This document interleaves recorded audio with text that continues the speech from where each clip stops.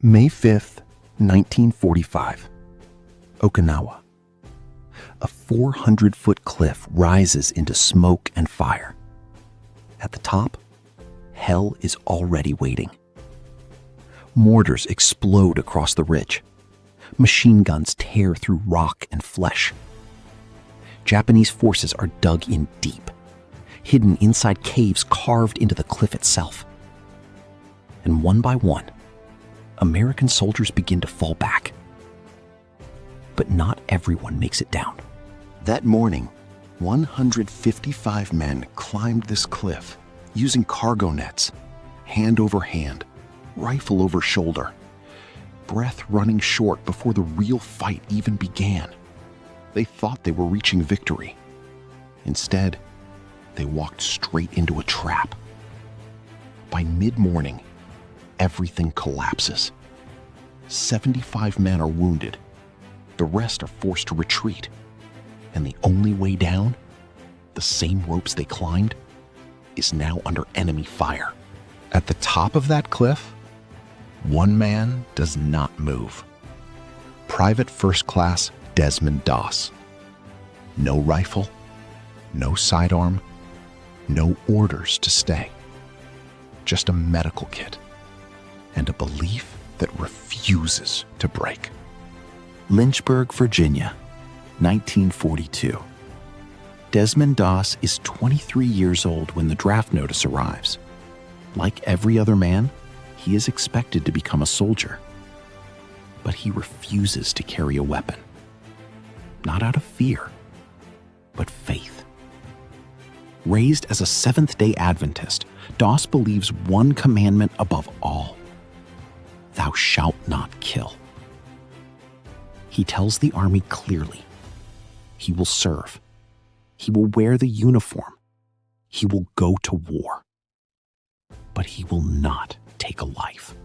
The army doesn't know what to do with him. A medic who refuses a rifle is not seen as conviction. He is seen as a problem. They try to remove him. They file requests. They push paperwork. But the system rejects every attempt because Doss is not refusing service. He is volunteering for combat. And legally, they cannot stop him. So he stays. From the moment training begins, he is isolated. His gear disappears. His bed is destroyed. His Bible is stolen. And the insults never stop. Coward, weak, liability. But Doss never retaliates. He never fights back. He simply continues training. Until one day, he draws a line. I will be right there with you, he says. While you take lives, I will be saving them. No anger, no fear, just certainty. And something begins to shift. Not respect, not yet, but recognition. Guam, 1944. The moment they hit the beach, everything erupts. Gunfire, shrapnel, chaos. And Doss moves forward. No weapon, only a medical kit. A soldier drops in the surf, bleeding out. Doss reaches him under fire. Tourniquet, pressure, drag, all while bullets tear through the sand around them. Then he goes back. Again and again. By the end of the day, he has treated over a dozen wounded men under direct fire, without firing a single shot. In the Philippines, the war gets worse. Jungle warfare, close combat, constant death. And Doss never stops. He carries wounded men through mud and fire. He works through nights without sleep. He moves into danger when others run from it. And slowly, the men around him begin to change. They stop calling him coward. they start calling him something else. Doc. Okinawa changes everything. The Maeda Escarpment, a 400-foot cliff fortified like a fortress. Whoever controls it controls the island. 155 men climb it at dawn. By mid-morning, chaos breaks out. Japanese forces attack from every direction. Mortars, machine guns, infantry assaults. There is no cover, no retreat, no escape. Within hours, 75 Americans are wounded. The order is given: retreat.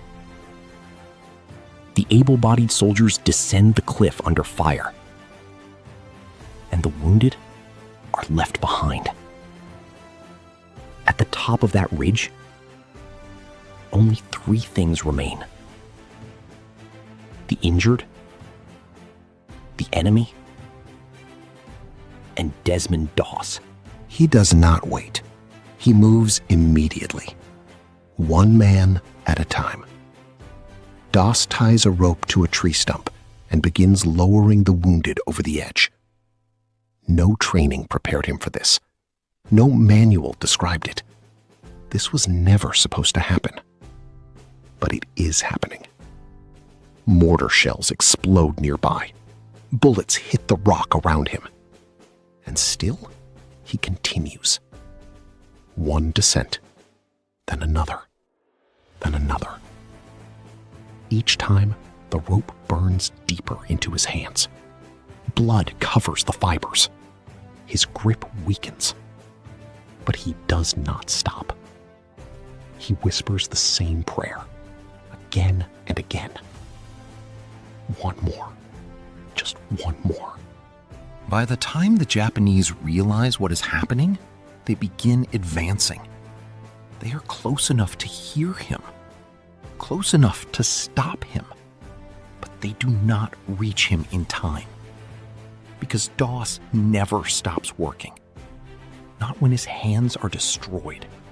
Not when the rope is fraying. Not when the battlefield closes in. He keeps lowering men into survival. By sunset, 75 soldiers are off the cliff. 75 lives saved by one man without a weapon. When the survivors reach safety, every one of them gives the same answer. Doss brought me down. The army doesn't know how to process it.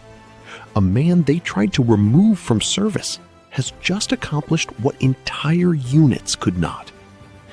He is later awarded the Medal of Honor, the first conscientious objector in U.S. history to receive it. But war does not leave him untouched. Shrapnel destroys his hearing on one side. Tuberculosis takes a lung. His body slowly breaks under the weight of what he survived. The man who carried others down a cliff now struggles to carry himself. But one thing never changes. He never picks up a weapon, never regrets his choice, never rewrites his belief to make the story easier. Desmond Doss died in 2006 at the age of 87. He never fired a shot, never carried a rifle, never abandoned his conviction. But on a cliff in Okinawa, when everyone else went down, he stayed. And because he stayed, 75 men went home.